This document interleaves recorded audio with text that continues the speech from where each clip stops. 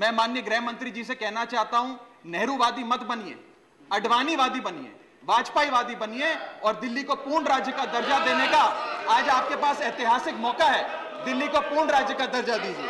आज मैं सिर्फ 2 करोड़ दिल्ली वासियों की ओर से नहीं बल्कि 135 करोड़ भारतवासियों की ओर से बोलने के लिए खड़ा हुआ हूं। सर, इससे ज्यादा असंवैधानिक, गैर कानूनी कागज का टुकड़ा एक बिल के माध्यम से शायद ही आज से पहले कभी संसद भवन के भीतर लाया गया होगा।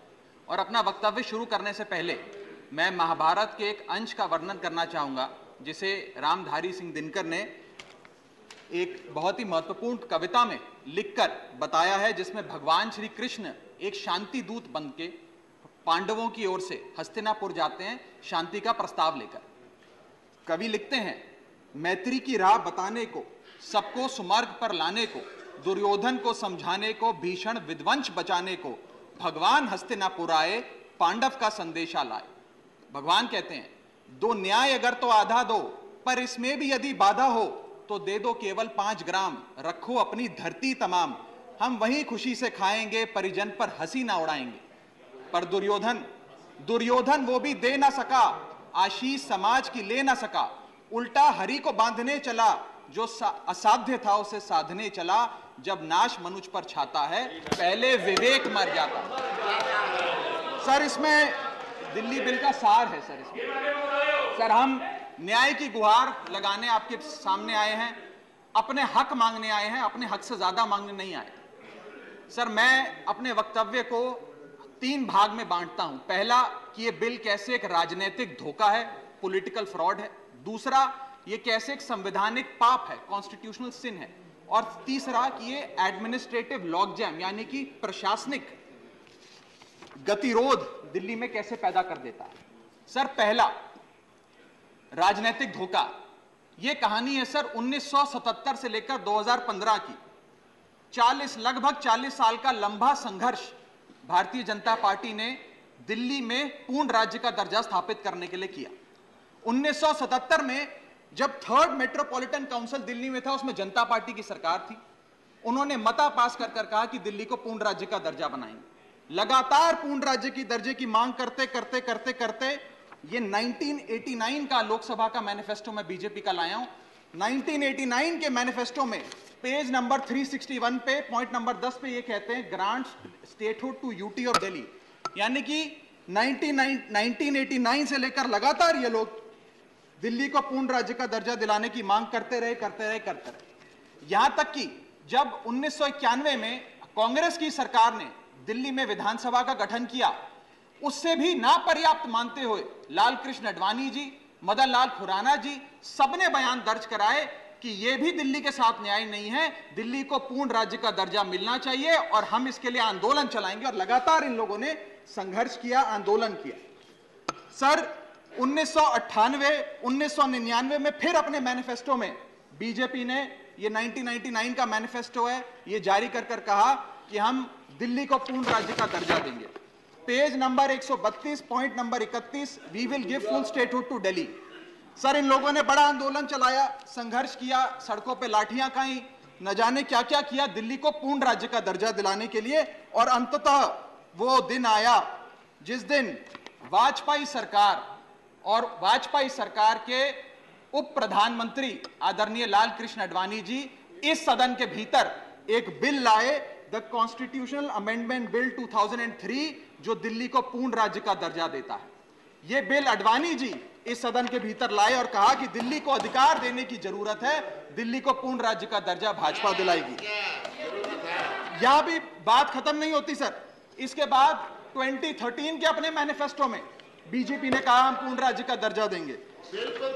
इनकी जून 2013 में नेशनल एग्जीक्यूटिव की मीटिंग हुई, उसमें मता पास कर कहा हम दिल्ली को पूर्ण राज्य का दर्जा देंगे। यहां तक कि इनके सांसद डॉक्टर हर्षवर्धन ने बयान दिया कि जब आदरणीय नरेंद्र मोदी जी देश के प्रधानमंत्री बनेंगे, हम दिल्ली को पूर्ण राज्य का दर्जा देंगे। ये इन सब ने सर लगातार बातें कही और दिल्ली को पूर्ण राज्य का दर्जा दिलाने की मांग लगातार भारतीय जनता पार्टी दिल्ली वालों के सामने रखती रही। सर, ये बिल सिर्फ संविधान का और लोकतंत्र का अपमान नहीं है, ये बिल लाल कृष्ण आडवाणी जी का, अटल बिहारी वाजपेयी जी का, मदन लाल खुराना जी का, सुषमा स्वराज जी का, अरुण जेटली जी का, सबका अपमान करने का और उनके 40 साल के संघर्ष को मिट्टी में मिलाने का काम करता है। सर, मैं माननीय गृह मंत्री जी का बयान लोकसभा में सुन रहा था। उन्होंने कहा कि नेहरू जी ने, पंडित नेहरू ने यह बात रखी थी कि दिल्ली को पूर्ण राज्य का दर्जा नहीं मिलना चाहिए। मैं माननीय गृह मंत्री जी से कहना चाहता हूं, नेहरूवादी मत बनिए, आडवाणीवादी बनिए, वाजपेयीवादी बनिए और दिल्ली को पूर्ण राज्य का दर्जा देने का आज आपके पास ऐतिहासिक मौका है। दिल्ली को पूर्ण राज्य का दर्जा दीजिए। सर, इस बिल को लाने का असल कारण क्या है? यह बिल क्यों लाया गया है? पिछले 25 साल में दिल्ली में 6 बार विधानसभा के चुनाव हुए। 6 के 6 चुनाव भारतीय जनता पार्टी बुरी तरीके से हारी। यहां तक कि 2015 और 20 में आजाद भारत के इतिहास की सबसे बड़े जनादेश की सरकार अरविंद केजरीवाल ने दिल्ली में बनाई। क्योंकि ये पिछले 25 साल चुनाव नहीं जीत पाए और अरविंद केजरीवाल और आम आदमी पार्टी के आने के बाद ये जानते हैं कि अगले 25 साल भी ये लोग चुनाव नहीं जीत पाएंगे, तो सरकार को नष्ट करने का काम कर रहे हैं। ना रहेगी सरकार और ना रहेगा चुनावों का महत्व, ना रहेगा बांस, ना बजेगी बांसुरी। लेकिन मैं आज इस मंच से भाजपा से अनुरोध करूंगा कि कम से कम लाल कृष्ण आडवाणी जी को न्याय दीजिए, कम से कम उनकी इच्छा पूरी करिए, दिल्ली को पूर्ण राज्य का दर्जा दीजिए। सर, मेरा दूसरा भाग कि कैसे यह बिल एक संवैधानिक पाप है। सर, पहली चीज, ये abuse of ordinance making powers है, आर्टिकल 123 जो संविधान का देता है। संविधान ये कहता है, और वाईवी चंद्रचूड़ साहब का AK Roy versus union of India एक बड़ा महत्वपूर्ण लैंडमार्क जजमेंट है, जिसने कहा कि ऑर्डिनेंसेस सिर्फ आपातकालीन और विषम परिस्थितियों में लाए जाएंगे। ऐसी कौन सी आपातकालीन और विषम परिस्थितियां आ गई कि आपको सुप्रीम कोर्ट के फैसले को 8 दिन के भीतर बदलना पड़ गया? दूसरा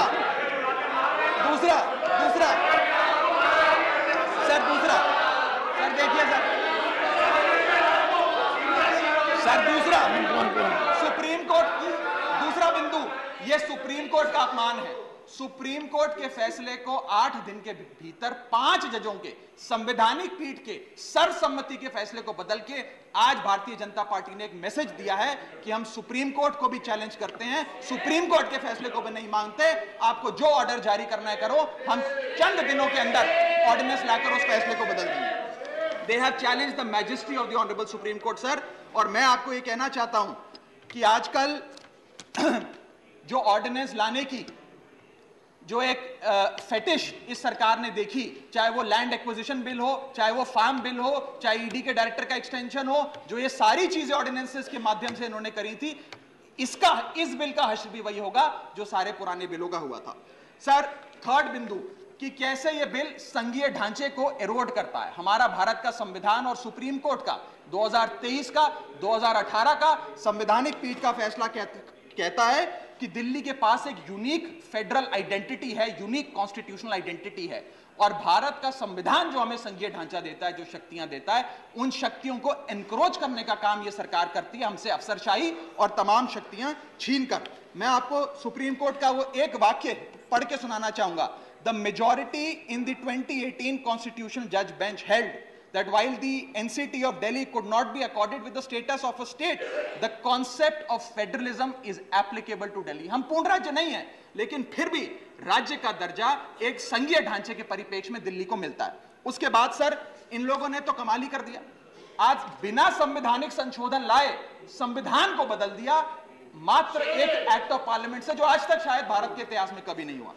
सर, इसके बाद यह बिल पार्लियामेंट्री अंडरमाइन करता है प्रिंसिपल्स ऑफ कलेक्टिव रिस्पांसिबिलिटी को। भारत का संविधान कहता है सर कि परमानेंट एग्जीक्यूटिव और पॉलिटिकल एग्जीक्यूटिव मिलके लेजिस्लेचर के प्रति जवाबदेही होंगे। ये प्रिंसिपल ऑफ कलेक्टिव रिस्पांसिबिलिटी है। इसमें से परमानेंट एग्जीक्यूटिव यानी कि अफसरशाही को छीनकर ये पूरी तरीके से कलेक्टिव रिस्पांसिबिलिटी का प्रिंसिपल, जिसपे सरकारें चलती हैं इस देश में, उसे ध्वस्त करता है। और आखिरी बिंदु संवैधानिक अपराध का, ये ट्रिपल चेन ऑफ अथॉरिटी को तार तार करता है sir. Triple chain of accountability ये होती है कि अफसरशाही की जवाबदेही मंत्री को, मंत्री की जवाबदेही लेजिस्लेचर को, और लेजिस्लेचर की जवाबदेही जनता को। इसमें से अगर आप अफसरशाही हटा देते हो तो फिर जवाबदेही की जो ये ट्रिपल चेन ऑफ अकाउंटेबिलिटी ध्वस्त हो जाती है। तो ये काम करके संवैधानिक अपराध एक प्रकार से सरकार ने किया है। सर मेरा आखिरी भाग, ये कैसे एक एडमिनिस्ट्रेटिव हाराकिरी, एक एडमिनिस्ट्रेटिव गतिरोध पैदा करता है। ये कहता है सिर्फ उपराज्यपाल ही ट्रांसफर पोस्टिंग करेंगे एक समिति के माध्यम से, यानी कि अफसर अब मुख्यमंत्री के नहीं सुनेगा, मंत्रियों की नहीं सुनेगा। अगर अब दिल्ली में किसी के घर में बिजली नहीं आ रही, पानी नहीं आ रहा, किसी के बच्चे का स्कूल में दाखिला नहीं हो रहा, तो वो उपराज्यपाल के पास जाएगा, अपने मंत्री मुख्यमंत्री के पास नहीं जाएगा। क्या लोग जानते हैं उपराज्यपाल कहां रहता है? उपराज्यपाल कौन सी विधानसभा से चुनाव लड़ा, उपराज्यपाल ने कौन सा चुनाव जीता? लेकिन सारी शक्तियां एक चुनी हुई सरकार से निकालकर उपराज्यपाल को देता है। ये आगे कहता है सर ये बिल कि हम एलजी को सोल डिस्क्रिशन देते हैं, स्वयं के विवेक से फैसले लेने की तमाम शक्तियां। आज तक उपराज्यपाल और गवर्नर काउंसिल ऑफ मिनिस्टर्स की एड एंड एडवाइस से बाध्य थे, लेकिन यह बिल उपराज्यपाल को सुपरसीडिंग पावर देता है। आगे सर यह बिल जितने भी ब्यूरोक्रेट्स हैं उन्हें एक जुडिशियल अथॉरिटी बना देता है। यह कहता है अफसरशाही तय करेगी कि मंत्री का फैसला सही है कि मंत्री का फैसला गलत है, और अगर अफसर को मंत्री का कोई फैसला पसंद नहीं आया तो अफसर मंत्री का फैसला लागू करने से मना कर सकते हैं। और सर यह बिल अथॉरिटी, कमीशंस और कॉरपोरेशंस बनाने की, तमाम गठन करने की, नियुक्ति करने की शक्तियां सारी की सारी केंद्र सरकार को दे देता है, यानी कि सरकार की चाबी एक प्रकार से केंद्र सरकार को हाथ में पकड़ा देता है। सर माननीय गृह मंत्री जी ने कहा था कि आम आदमी पार्टी एक सुपारी सी जितनी पार्टी है, एक सुपारी जितनी छोटी सी पार्टी है। सर ये वो सुपारी जितनी पार्टी है जो आजाद भारत के इतिहास का फास्टेस्ट ग्रोइंग पॉलिटिकल स्टार्टअप कहलाती है। ये वो सुपारी जितनी पार्टी है जिसने 3 बार भाजपा को दिल्ली में हराया और 2 बार 2015 और 20 में आजाद भारत के इतिहास की सबसे बड़ी जनादेश की सरकार बनाई। ये वो सुपारी जितनी पार्टी है जिसने पंजाब में भाजपा को लगभग शून्य पर लाकर खड़ा कर दिया। ये वो सुपारी जितनी पार्टी है जो 10 साल में राष्ट्रीय पार्टी बनी। ये वो सुपारी जितनी पार्टी है जिसके 161 विधायक और 11 सांसद है। और ये वो सुपारी जितनी पार्टी है जिसका काम देखने के लिए first lady of United states of America और यूनाइटेड जनरल के पूर्व प्रमुख बान की मून आते हैं।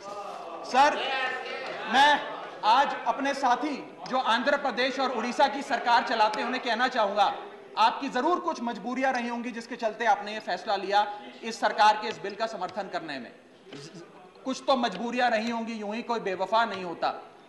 लेकिन मैं आपको कहना चाहता हूं कि आग जब लगेगी तो बहुत दूर तक जाएगी। राहत इंदौरी साहब का एक बड़ा महत्वपूर्ण शेर है, अगर खिलाफ है होने दो, जान थोड़ी है, ये सब धुआं है, आसमान थोड़ी है, लगेगी आग तो आएंगे कई घर जद में, यहां सिर्फ हमारा मकान थोड़ी है। लेकिन जब आपके घर में आग लगेगी आम आदमी पार्टी आपके साथ खड़ी होगी, मैं आपको विश्वास दिलाता हूं। और सर मैंने अपनी बात शुरू करी थी महाभारत के एक अंश से, मैं समाप्त भी महाभारत के एक अंश से करूंगा। सर बीच कुरुक्षेत्र के मैदान में जब युद्ध प्रारंभ होने वाला था तो युधिष्ठिर ने शंखनाद करने से पहले एक घोषणा करी और कहा कि यह धर्म की लड़ाई है।